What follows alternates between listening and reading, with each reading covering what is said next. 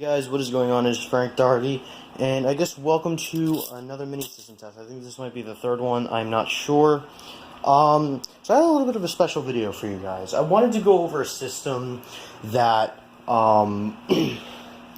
is still technically up. Not all the components are still there, but I want to kind of go over the system when it was in the good days. So there's a Sears at a mall I go to. I'm not revealing which mall it is because I don't want to reveal location or anything. But the Sears had, I guess, an old simplex system with 4903s. I'm not exactly sure of which model number they were.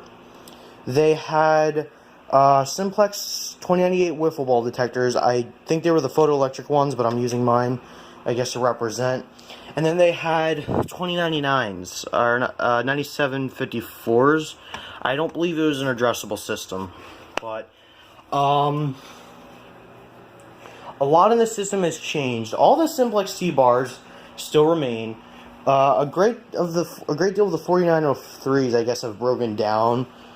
I think this is a 4903. I'm not. Yeah, it's 4903 something. It's 1919. But the ones there, I guess some of them broke down, and they replaced them with System Sensor Spectral Alert Advanced horn strobes. And since I only have the horn, I'm representing that. Now what I'm probably going to do is once I test the detector, I'm going to disconnect the detector, pause the video, hook up the T-bar, test it with it like that. Now, just note the strobe is disconnected for this video because this thing already takes up a great deal of power, and just adding the strobe to it just makes it like impossible to power without having to add another battery, and that didn't even work properly. But with that being said, I guess we're going to give this a test. I'm going to put on ear protection. As you can probably see, I took the tape off the Advance. That's just because of how loud this thing is. It's not even that it's loud in a sense. It just vibrates your ears and it kind of blocks out the noise. But yeah, so set the camera down, put on my ear protection. Let me actually turn on this, and then grab my magnet, and we will test it. Let me just make sure the light is blinking. There we go. So here we go.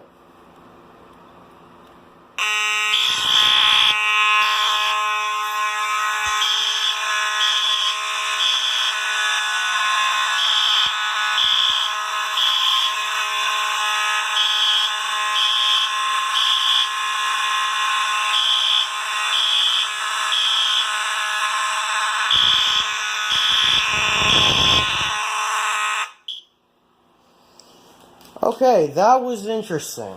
As you saw, the strobe was not activated, but that sounded not too bad. Yeah, I had to take the tape off of the Advance because if I didn't, you couldn't even hear it over the 9219. That's just how loud it is. So what I'm going to do now is I'm going to pause the video real quick, disconnect that smoke detector, and then put a T-bar in it. So I will be right back. Alright, so I disconnected the detector and put a T-bar in, and something I noticed, I guess since this kind of requires power in and out of itself, and the T-bar doesn't, the horn sounds a lot better when pulling from a T-bar, so I'm going to demonstrate that. So here we go.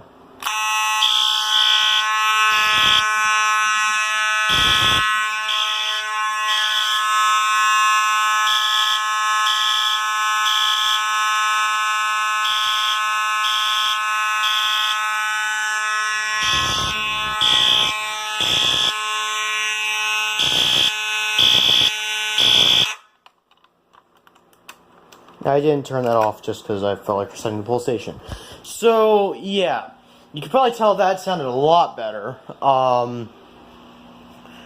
But, yeah, so I guess it's because that requires power. Because that's the power of the LED, the ionization sensor, all that stuff. But I guess that's pretty much it for now, guys. This wasn't that long of a video, but I kind of just wanted to show you how this worked. The devices that are remaining today, all the simplex detectors have been taken out and they've been replaced with firelight detectors, I believe. I don't think the panel's the same. It's probably like an MS 9200, whatever it's called. It's the one firelight adjustable panel. And then there's actually an old ESL detector. I forget the model number, but it's an old, it almost looks like a residential detector, but it's not. It's a heat detector and a smoke detector.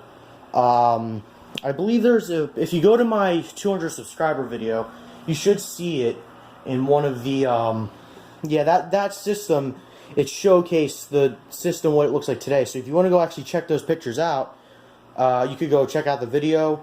But yeah, that's pretty much it for now, guys. Thank you for watching, and yeah, see you guys later.